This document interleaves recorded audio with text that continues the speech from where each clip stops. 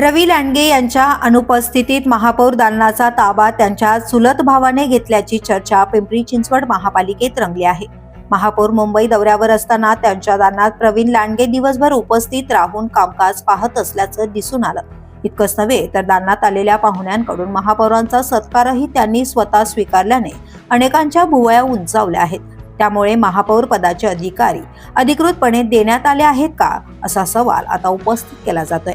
दरम्यान महापौर रवी लांडगे यांनी मुंबई दौऱ्यात देवेंद्र फडणवीस आणि पंकजा मुंडे यांच्यासह विविध मंत्र्यांची भेट घेऊन शहर विकासासंदर्भात चर्चा केल्याची माहिती आहे।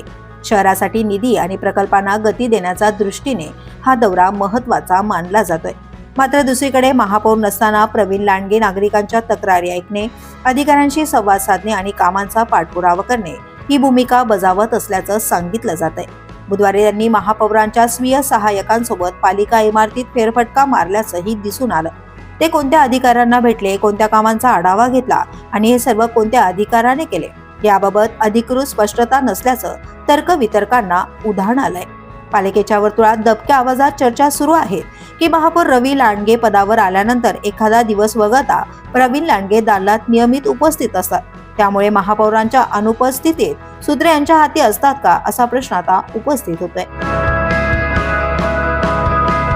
Police news bureau, Pimpri Chinchwad.